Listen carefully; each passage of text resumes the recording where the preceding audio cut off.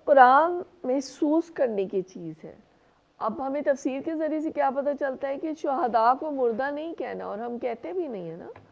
اور پھر برزخ کی زندگی جو قبر کی زندگی ہے اس میں کیا ہوا یا ہو رہا ہے یا پازی میں ہوتا رہا، اس میں بھی سوچنے یا بہت بحث یا دماغ لڑانے کی ضرورت نہیں ہے. موت بھی جو ہے نا ہماری، وہ اسی راستے میں جب آ جائے گی نا تو وہ پھر شہادت کی ہی موت ہوگی.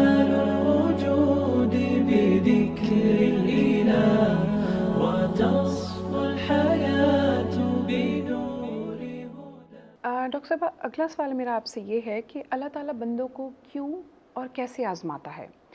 شہادت اور عام موت میں کیا فرق ہے؟ قرآن کی آیات اپنے اندر ایک معنویت کا ایک گہرا سمندر لیے ہوئے ہوتی ہیں، اور جب ہم قرآن سے جڑے ہوئے ہوں، آیات کے معنی سمجھنے والے ہوں تو، اور میں ہمیشہ یہ بات کہتی ہوں کہ یہ کوئی ایسی بات نہیں ہے جو کہ ایک فینٹیسی ورلڈ ہے، جو کہ ہسٹری یا پس منظر یا شان نزول سے جڑا ہوا ہے. یہ ہمارا 24/7 جو ہمارے اوقات ہوتے ہیں اور جو ہمارے عمل ہوتے ہیں، جو ہمارے تجربے ہوتے ہیں، جو ہمیں دکھ یا سکھ، راحت اور پریشانی جو بھی ہوتا ہے، یہ اس کے ساتھ جڑا ہوا ہے. تو قرآن محسوس کرنے کی چیز ہے، لیکن یہ جب تک نہیں ہو سکتا کہ جب تک کہ ہم اس میں ڈائیو نہیں کریں گے، ڈوبیں گے نہیں. ہر آیت کو آپ دیکھیں، یہاں پہ اللہ تعالیٰ 154 سورہ بقرہ کی، اس میں اللہ تعالیٰ کہتے ہیں وَلَا تَقُولُوا لِمَن يُقْتَلُ فِي سَبِيلِ اللَّهِ أَمْوَاتٌ بَلْ أَحْيَاءٌ وَلَٰكِن لَا تَشْعُرُونَ. جو لوگ خدا کی راہ میں مارے گئے ہیں وہ مردہ نہیں ہیں بلکہ زندہ ہیں، لیکن تم نہیں جانتے. اب ہمیں تفسیر کے ذریعے سے کیا پتہ چلتا ہے کہ شہداء کو مردہ نہیں کہنا، اور ہم کہتے بھی نہیں ہیں نا، ان کے اعزاز و تکریم کے لیے جو اللہ نے ان کو عطا کی.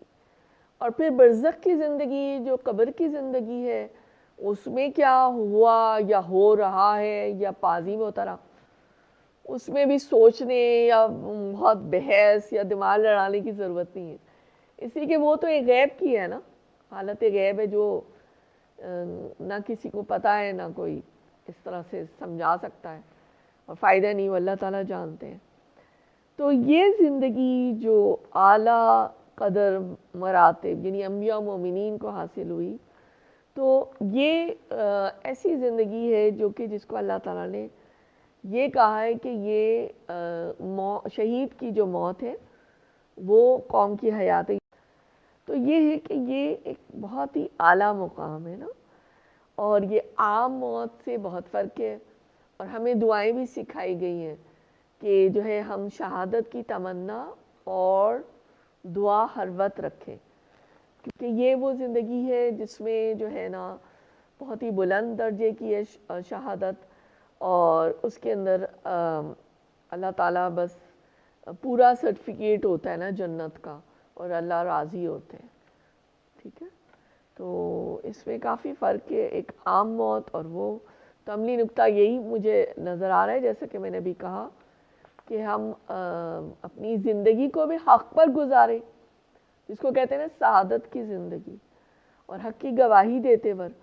اور موت بھی جو ہے نا ہماری، وہ اسی راستے میں جب آ جائے گی نا تو وہ پھر شہادت کی ہی موت ہوگی. جب ہم اللہ کا کام کر رہے ہوں گے نا تو شہادت. اور پھر جس بلند درجے کی ہم دعا بھی کر سکتے ہیں اللہ تعالیٰ میں اعلیٰ سے اعلیٰ درجہ شہادت کا عطا